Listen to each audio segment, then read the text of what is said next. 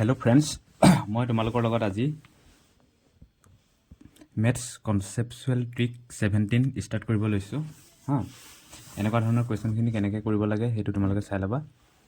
পৰীক্ষাত সঘনে অহা কুৱেশ্যন হয়। অ'কে, প্ৰথমতে কুৱেশ্যনটো পঢ়িছোঁ। Number of balls in bag A and B are in the ratio' 3:2 respectively. এটা বেগ এ আৰু বেগ বিত বল 3:2 অনুপাতত আছে বুলি কৈছে। 10 balls were transferred from A to B. 10টা বল এৰ পৰা বিলৈ লৈ যোৱা হ'ল and 5 were transferred from B to A. 5টা বল বিৰ পৰা এলৈ অনা হ'ল। The ratio' of number of balls in A and B becomes 1:1 respectively. তাৰ পাছত কি হ'ল, মোনা বল এ আৰু বেগ এ আৰু বিত মানে থকা বলৰ অনুপাতটো 1:1 হৈ গ'ল। Find the initial total number of balls in A and B together. একেবাৰে প্ৰথম অৱস্থাত মোনা এ আৰু বিত কিমান বল আছিল, বেগ এ আৰু বিত কিমানটা বল আছিল সেইটো উলিয়াব দিছে। অ'কে, অসমীয়াত কুৱেশ্যনটো এবাৰ পঢ়িছোঁ। মোনা এ আৰু মোনা বিত থকা বলৰ অনুপাত ক্ৰমে 3:2। মোনা এৰ পৰা 10টা বল বিলৈ লৈ যোৱা হ'ল আৰু 5টা বল বিৰ পৰা এলৈ লৈ যোৱা হ'ল। তেতিয়া মোনা এ আৰু মোনা বিত থকা বলৰ অনুপাত ক্ৰমে 1:1 হ'ল। প্ৰাৰম্ভিক অৱস্থাত মোনা দুটাত থকা বলৰ সংখ্যা উলিয়া। কুৱেশ্যনটো তোমালোকে ভালদৰে পঢ়ি বুজিবলৈ চেষ্টা কৰিবা। অ'কে, মই এতিয়া এনচাৰটো বুজাই দিছোঁ। মানে এটা মোনা এ আৰু মোনা বিত বল কমে 3:2 অনুপাতত আছে কৈছে। 10টা বল এৰ পৰা বিলৈ লৈ যোৱা হ'ল, আকৌ 5টা বল বিৰ পৰা এলৈ লৈ অনা হ'ল। তেতিয়া মোনা এ আৰু মোনা বিত থকা অনুপাত কি হ'ল, 1:1 হৈ গ'ল। প্ৰাৰম্ভিক অৱস্থাত মোনা দুটাত থকা বলৰ সংখ্যা উলিয়াব দিছে। অ'কে,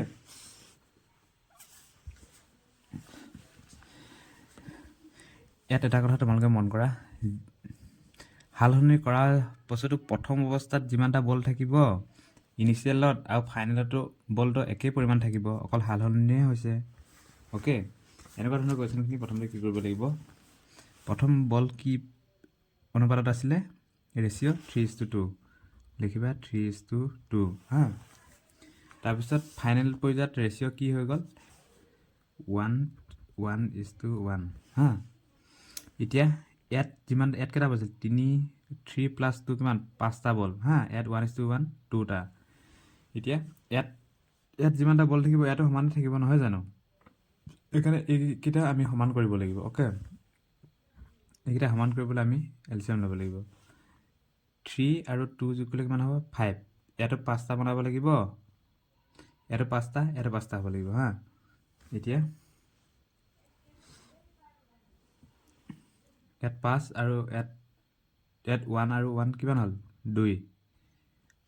2 আৰু 5ৰ এলচিএম কিমান, 2 আৰু 5ৰ এলচিএম 10, হয় নহয়?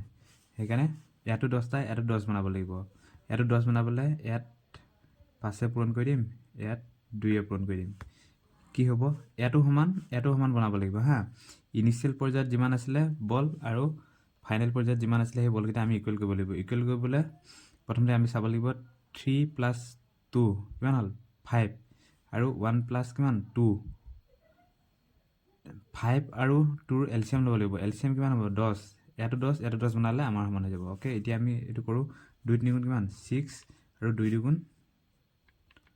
4। অ'কে, ইয়াত ফাইনেলত 5 × 5 × 5 কিমান হ'ল, ইয়াত 10 হৈ গ'ল আৰু ইয়াত 10 হৈ গ'ল, মিলিলে। এতিয়া কৈছে প্ৰাৰম্ভিক অৱস্থাত মোনা দুটাত থকা বলৰ সংখ্যা উলিওৱা গৈছে। প্ৰথমতে এইটো এ আৰু এইটো বি, ইয়াত কিমান আছিলে, 6 আছিলে। তাৰপিছত সাল সলনি কৰাৰ পিছত নেট চেঞ্জ এত কিমান হৈ গ'ল, এৰ পৰা প্ৰথমতে 10টা বল উলিয়াই দিলে, হয় নহয়? 10টা বল উলিয়াই দিলে, আকৌ 5টা আহি গ'ল। নেট চেঞ্জ পূৰা গোটেই পৰীক্ষণটো কেইটা চেঞ্জ হ'ল, 5, হয় নহয়? 6ৰ পৰা ইয়াত কিমান হ'ল, 5 হ'ল। ডিফাৰেঞ্চটো কিমান, 1 = 5। 1 = যদি 5 হয়, প্ৰাৰম্ভিক পৰ্যায়ত বল কিমান আছে বুলি কৈছে 6 আৰু 10 6 আৰু 4 যোগ কৰিলে কিমান হ'ব প্ৰাৰম্ভিক পৰ্যায়ত এইটো হা কিমান আছিলে 10 1 ইকুৱেল যদি 5 হয় 10 equal to 5 into 10 equal to 50 okay 50টা কুৱেশ্যনটো এনসাৰ 50 হয় গম পালানে এনেকুৱা ধৰণৰ কুৱেশ্যনখিনি তোমালোকে এনেকৈ কৰিবা লাহেকৈ কৰিলে গম পাবা 2 নম্বৰ কুৱেশ্যনটোলৈ আহিছোঁ কুৱেশ্যনটো তোমালোকে ভালদৰে পঢ়ি বুজিবলৈ চেষ্টা কৰিবা okay Some amount of money was to be divided among A, B, and C in the ratio of 3:2:1. Instead, it was divided among A and B, and C in the ratio of 1:2:1. Find the percentage increase in the amount by C. Okay, question বুজিবলৈ চেষ্টা কৰা তোমালোকে ভালদৰে কিছু টকা A, B আৰু C ৰ মাজত 3:2:1 অনুপাতত ভাগ কৰাৰ পৰিৱৰ্তে 1:2:1 অনুপাতত ভাগ কৰিলে হা ভাগ কৰিব লাগিছিলে A আৰু B অলপ পইচা A, B আৰু C ৰ মাজত 3:2:1 অনুপাতত ভাগ কৰিব লাগিছিলে কিন্তু সেই ভাগ কৰাৰ পৰিৱৰ্তে 1:2:1 অনুপাতত ভাগ কৰি দিলে হা এতিয়া এই C ৰ কিমান শতাংশ বৃদ্ধি হ'ল কিমান পাৰ্চেন্টেজ বৃদ্ধি হ'ল সেইটো উলিয়াব দিছে একেবাৰে ইজি প্ৰথমতে লিখিবা ইনিশিয়াল ৰেশিওটো 3:2:1 ওকে এইটো হৈ গ'ল তাৰপিছত কিমান হৈ গ'ল 1:2:1 এতিয়া টোটাল কিমান হ'ব 3 2 1 6 1 আৰু 4 6 আৰু 4 ৰ এলচিএম 12 ইয়াত 12 বনাব লাগিব ইয়াত 12 বনাব লাগিব ইয়াত 12 বনাবলৈ হ'লে কিমান পূৰণ কৰিব লাগিব 4 এ সাইড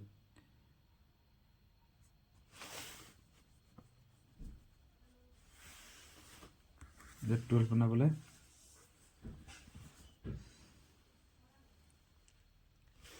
ইয়াত 2 এ পূৰণ কৰিব লাগিব আৰু ইয়াত 3 এ পূৰণ কৰিব লাগিব যেহেতু টোটাল 3 2 1 কিমান হ'ল 6 1 2 1 কিমান হ'ল 4 এতিয়া এই দুটা এলচিএম কিমান হ'ব 12 বনাব লাগিব ইয়াতো ওপৰতো 12 বনাব লাগিব তলতো 12 বনাব লাগিব ওকে যেহেতু পৰিমাণটো সমানে আছে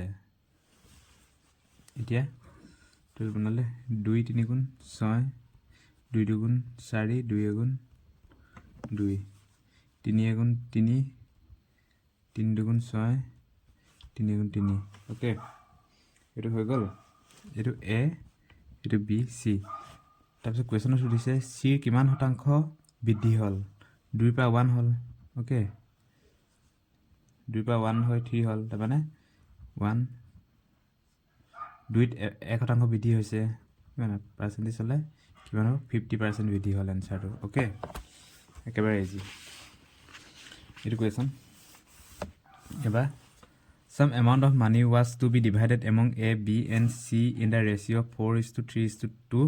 Instead, it was divided among A, B, C, and D in the ratio of 4:3:2:1.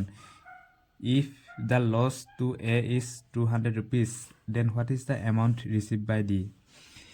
Question to পঢ়ি বুজিবলৈ চেষ্টা কৰা তোমালোকে ওকে কিছু টকা A, B আৰু C ৰ মাজত 4:3:2 অনুপাতত ভাগ কৰাৰ পৰিৱৰ্তে A, B and D ৰ মাজত 4:3:2:1 অনুপাতত ভাগ কৰিলে যদি এৰ লোকচান 200 তেন্তে D এ কিমান টকা লাভ কৰিছিল একেবাৰে ইজি ওকে প্ৰথমতে লিখিবা 4 প্ৰথমটো ৰেশিওটো কিমান আছে 4:2 ইনিশিয়াল ৰেশিও ইমান তাৰপিছত কিন্তু ইমানটো ভাগ কৰাৰ পৰিৱৰ্তে A B C ভাগ কৰাৰ পৰিৱৰ্তে কিমান অনুপাতত ভাগ কৰি দিলে এনটো A 3 2 আৰু ইয়াত D কো দিলে কিমান অনুপাতত ভাগ কৰি দিলে 1 এটা ভাগ কৰি দিলে এই টোটাল এমাউন্টটো কিমান হ'ব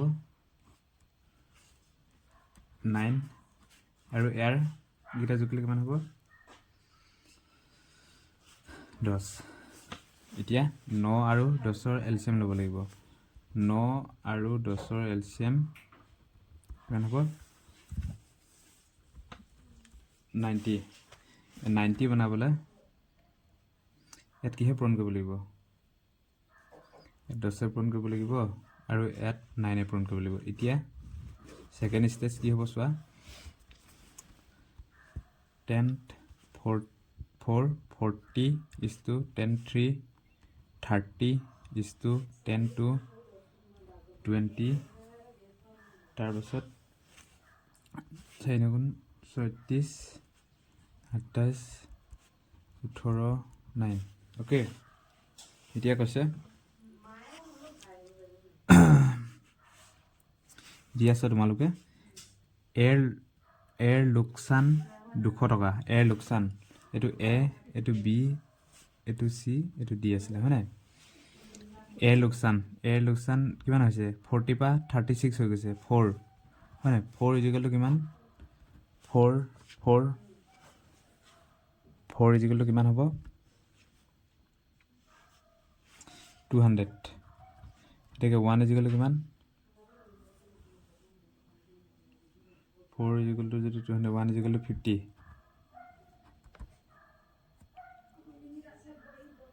এটাকে ডিএ কিমান টকা লাভ কৰিছিল বুলি কৈছে ডিএ 9 এটো ডিএ 9 পালে নহয় জানো এটাকে 50 ইকুৱেল টু 9 ইকুৱেল টু 450 আনসাৰটো ওকে